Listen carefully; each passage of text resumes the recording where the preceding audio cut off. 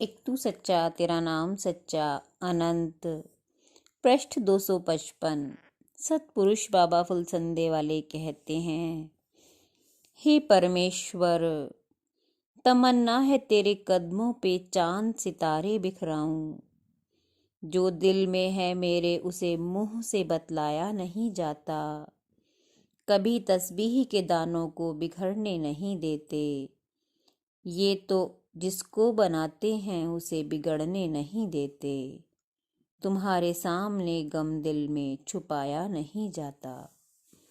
सतपुरुष बाबा फुलसंदे वाले कहते हैं, परमेश्वर की स्तुति न करने वाले दुख भोगते हैं और कीड़े मकोड़ों की तरह मृत्यु के पैरों तले कुचले और रौंदे जाते हैं।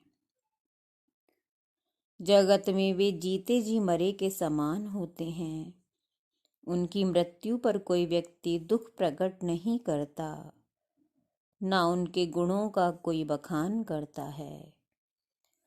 अगर कोई ईश्वर का सेवक नहीं है तो उसका महान ऐश्वर्य, बुद्धि, विद्या, धन, राज्य, सुख, भोग आदि सभी बेकार हैं। जैसे बहुत अच्छे स्वादिष्ट भोजन को कुत्ता झूठा कर डाले और वो किसी के चखने तक के काबिल नहीं रहता।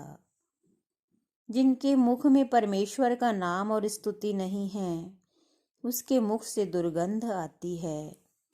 जगत की कामनाओं में फंसकर व्यक्ति दुखी होता है, चाहे वो राजा हो या भिखारी। अग्नि सबको एक जैसे ही तरीके से जलाती है। वह किसी के भी वास्ते शांत नहीं। तृष्णा में सारा जगत जलता है, जैसे वन में आग लगी हो और बुझाने से बुझने में ना आती हो। उस तृष्णा में रात दिन मनुष्य का मन दुखित हुआ जलता है। अपने ही मन के सामने मनुष्य को लज्जित भी होना पड़ता है। चांदनी रात थी।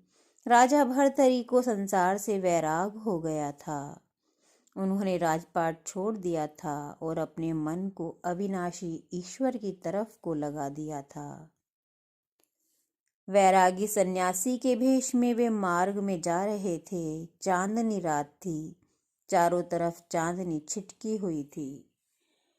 रास्ते पर उन्होंने क्या देखा, एक चवन्नी पड़ी चांदी की तरह चमक रही है। उसे उठाने के लिए वे झुके, हाथ बढ़ाया। ये क्या, उनका हाथ थूक में सन गया।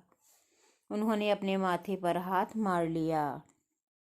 बताओ, कहाँ चवन्नी के पीछे थूक में हाथ दे दिया। तमाम राजपाट छोड़ दिया, महल दुमहले छोड़ दिए, पर ये चवन्नी ना छूटी। ये इस मन की गति है।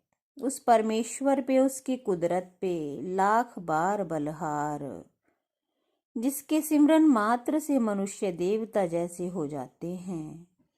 ये आत्मा उसका जगमगाता हुआ सिंहासन है, जिसके चारों तरफ झुके देवता और सिद्ध उसकी आराधना और स्तुति करते हैं। एक तू सच्चा तेरा नाम सच्चा।